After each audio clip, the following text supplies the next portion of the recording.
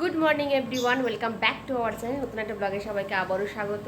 আবারও অনেক দিন বাদে ব্লগ করছি, কারণ প্রচণ্ড গরম আর বাড়িতে একটা প্রবলেম হয়েছিল। প্রবলেম মানে হচ্ছে বাড়িতে ছাড় পোকা দেখা দিয়েছে, মানে আমাদের বাড়িতে আমাদের খাটটায় বেশ কদিন ধরেই আমি দেখছি যে মাম্মা ঘুমাচ্ছে না, মানে ভোরবেলা উঠে যাচ্ছে, আমার দুই হাতে প্রচণ্ড দাগ হয়ে যাচ্ছে, ভাবছি অ্যালার্জি হয়েছে, সেই বুঝে আমি অ্যালার্জির ওষুধ খেয়েই চলেছি আর ঝিমিয়েই যাচ্ছি।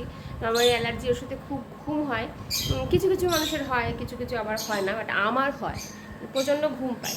তো যাই দেখি যে আমার দুই হাত আমি প্রায় 5-6 দিন খেয়ে নিয়েছি। তো আমি ভাবলাম কি 2-3 দিন আগে যে দেখি তো, অনেকেই বলে যে বিছানায় কোনো পোকামাকড়, আমি ছাড় পোকা আছে এটা ভেবে দেখিনি, তো কোনো পোকামাকড় আছে কিনা।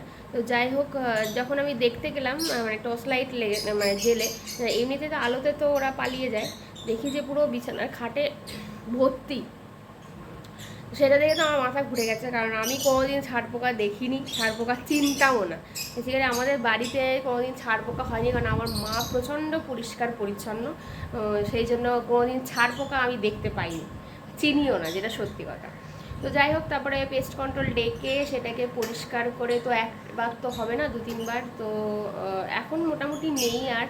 আমাদের খাটের পেছনে যে গদিটা ছিল সেটাকে আমি ফেলে দিয়েছি পুরো, যে ওটাই রাখবো না। আমার মানে ওরাও এসে বলে যে ওটাই হচ্ছে থাকার জায়গা। তো যাই হোক, এখন অবধি তো আর কোনো প্রবলেম হচ্ছে না ঠাকুরের আশীর্বাদে। তবুও আরও 2-3বার করাবো, মানে না থাকলেও করাবো, যাতে একেবারে নির্মূল হয়ে যায়। তো যাই হোক, আজকের দিনটা আবার কীভাবে কাটায়, টুকরো টুকরো মুহূর্ত মামামকে নিয়ে, মামামের সারাদিনে টুকটুক দুষ্টুমি, কারণ ও প্রচণ্ড দুষ্টুমি করতে শিখেছে, পাকা পাকা কথা বলতে শিখেছে।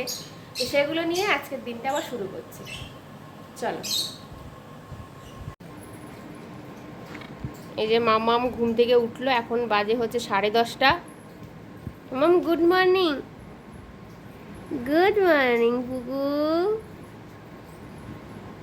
তাও তাকে টেনে তোলা হয়েছে, বাইরে নিয়ে গিয়ে কাঁধে নিয়ে জল খাইয়ে ঘুম ভাঙানো হয়েছে, তাই না মাম্মাম? Good morning পুকুলি।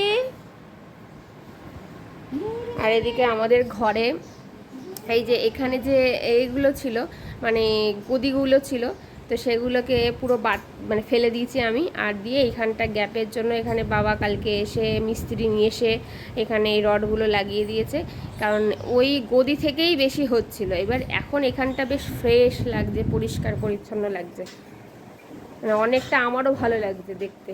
আশা করি আর হবে না, তবু আর 1-2বার করাবো, যাতে না আসে। আর আমাদের এখানে মানে আমাদের ড্যাম বলে বাড়িতে প্রচুর করে রং করা হয়েছে, তারপরে ওই যে ড্যামে পুরো দেওয়াল সাদা হয়ে যাচ্ছে।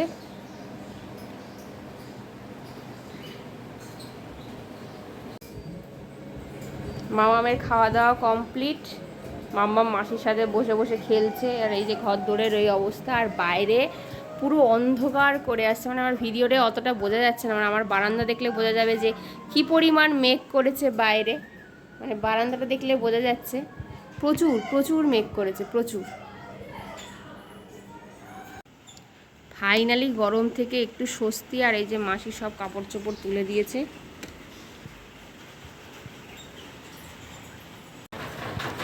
অনেকদিন বাদে বেশ বৃষ্টি হয়ে ঠান্ডা হলো, মানে কাল থেকে এত গরম ছিল না, গরমে আর পারা যাচ্ছিল না।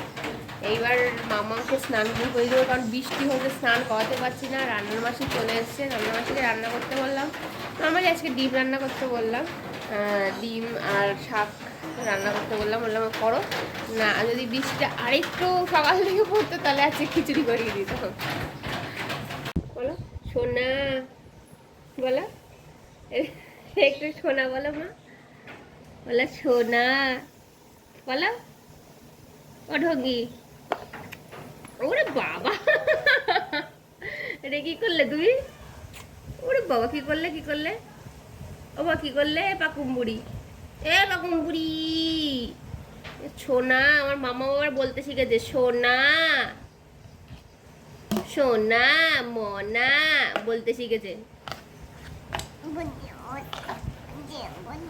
পাকু বুড়ি।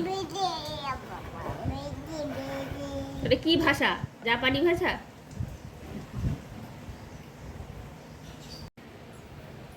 মামামের স্নান টান হয়ে গেছে।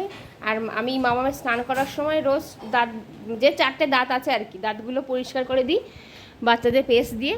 আর উনি হচ্ছে প্রত্যেকদিন স্নান করাটা ওই যে নিজে নিজে একটু দাঁত ব্রাশ করার চেষ্টা, শুধু ব্রাশ নিয়ে উনি ওই সামনে 4খানা দাঁত একটু পরিষ্কার করার চেষ্টা করে। আমার দাঁত মাজা কি হলো?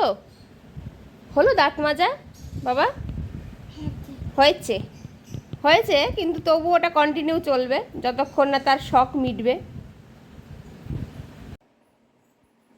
আমার স্নান টান করে ঠাকুরের পুজো দেওয়া কমপ্লিট। আর এই যে হচ্ছে আমার মাম্মা, ঠাকুরকে একটু নম নম করে দাও তো। কেমন করে বলো? নম নম করো। নম নম, না না ওরকম করতে নেই, ওখানে তো লক্ষ্মী মা, ওটা তো মা কালী নয়। হ্যাঁ নম নম কেমন করে করে করো, করো নম নম বলো, নম নম। দেখ মামামকে এখন খাওয়াবো। আমার স্নান টান কমপ্লিট হলো। আর অনেক দিন বাদে একটু বাড়ির ভেতরটা পরিষ্কার করলাম।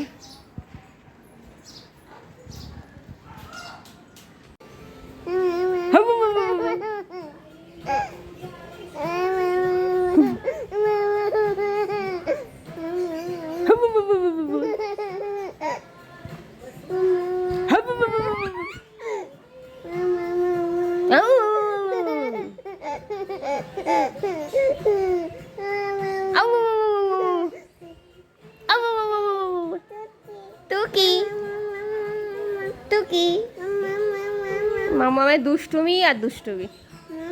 আর এই যে এখন মামামকে খাওয়াবো আর কার্টুন চালিয়ে নিয়েছি। কার্টুন না হলে তো আর খেতে পারি না আমরা।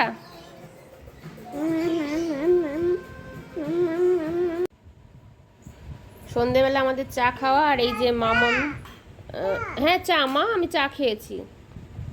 তোমার চানাচুরের বাটি কই মা? তুমি চানাচুর খেয়েছো? এইবার তো কলা খেতে হবে। কি খাবে তুমি? কি খাবে এখন? না ও বাবা, ওটা ধরে না মা, চা খায় না। তুমি সকালবেলা একটা কাপ ভেঙে দিয়েছো বাবা আমার। তুমি এখন কি খাবে? কলা আর দুধ। কি খাবে? কপালে এসব কি?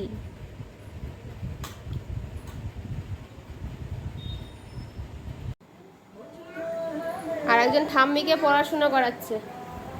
ঠাম্মি কি পড়ছে মা? পড়ছে ও। কি পড়াচ্ছ মা ঠাম্মিকে? কি পড়াচ্ছ?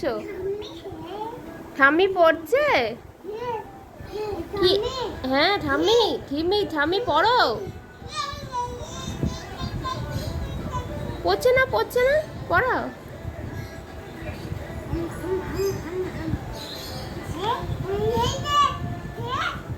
বাবা, ওরে বাবা, পড়াশোনা করানো হচ্ছে ঠাম্মিকে।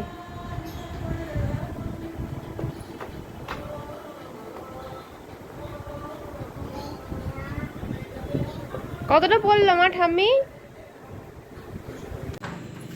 ওর বাবার শরীরটা খারাপ, অফিস থেকে এসে ও ঘুমাচ্ছে। আর আমি ভাবলাম মামাম তো থাকলে খুব ডিস্টার্ব করবে, ওকে ঘুমোতে দেবে না।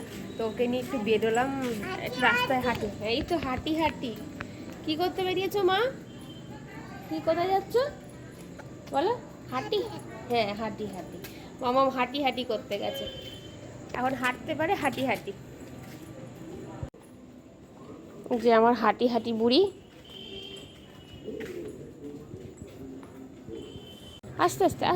আস্তে দৌড়ে না।